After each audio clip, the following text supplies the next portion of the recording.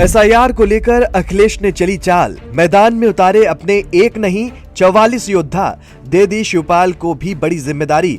अब आगे क्या होने वाला है, ये सवाल अब सियासी गलियारों में भी घूम रहा है, क्योंकि यूपी में एसआईआर के फाइनल राउंड ने जैसे ही रफ्तार पकड़ी, अखिलेश यादव भी मैदान में ऐसी चाल लेकर उतर गए हैं कि पूरे राजनीतिक माहौल में हलचल बढ़ गई है। चंद दिनों का समय बचा है और अखिलेश ने इस आखिरी समय में ऐसा दांव चल दिया है जिसने बीजेपी खेमे की टेंशन बढ़ा दी है। अखिलेश ने एक झटके में एक नहीं बल्कि पूरे 44 योद्धाओं को जिले जिले में भेजकर एसआईआर की बूथ वॉर निगरानी शुरू करा दी है। गुरुवार को उन्होंने खुद एसआईआर फॉर्म भरकर संकेत दे दिया था कि अब खेल पलटने वाला है और अगले ही दिन नेताओं को जिम्मेदारी बांटकर पूरे यूपी में सपा को एक्टिव मोड में डाल दिया है। इस दांव का सबसे बड़ा असर ये हुआ है कि सपा के अंदर भी ऊर्जा की लहर दौड़ गई है।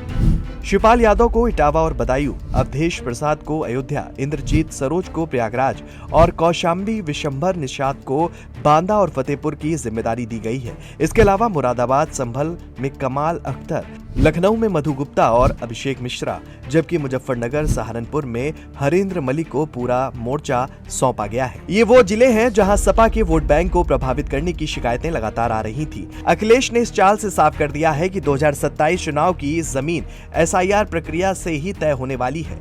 डिंपल यादव पहले ही एसआईआर को बढ़ाने की मांग कर चुकी थी और अब जिम्मेदारी मिलते ही शिवपाल यादव पूरी तरह एक्टिव हो गए हैं। उधर कैराना की सांसद इकरा हसन भी एसआईआर को लेकर लगातार मीटिंग कर रही हैं और अपने इलाके में टीम के साथ बूथ वॉर मॉनिटरिंग कर रही हैं। मऊ और बलिया की जिम्मेदारी संभाल रहे राजीव राय ने तो यहां तक दावा किया है कि 20,000 से ज्यादा नाम बिना बूथ नंबर के काट दिए गए हैं। यही आरोप सपा की रणनीति की सबसे बड़ी नींव बन चुकी है। अखिलेश यादव ने इस मुद्दे को अब चुनावी हथियार की तरह इस्तेमाल करने की तैयारी कर ली है।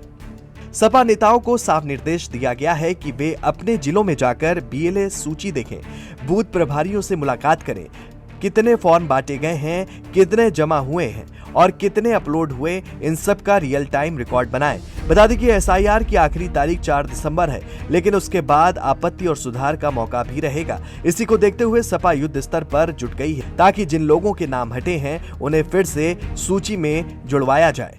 सबसे बड़ा सवाल ये है कि अखिलेश यादव की ये चाल कितना असर दिखाएगी, क्योंकि एसआईआर के दस्तावेज की जांच प्रक्रिया को उन्होंने चुनावी मैदान में बदल दिया है, यानी चुनाव के पहले राउंड की तरह इसे देखा जाने लगा है। अखिलेश यादव ने कोशिश जरूर की है कि राजनीतिक मामला बन जाए और इस पर दस्तावेजी जांच प्रक्रिया को चुनावी राउंड का पहला राउंड मान लिया जाए, लेकिन देखना यही है कि अब आगे क्या होगा और क्या बदलाव होगा। कैमरा पर्सन अनिल के साथ मैं विजय त्रिपाठी, जेएमडी न्यूज़, लखनऊ।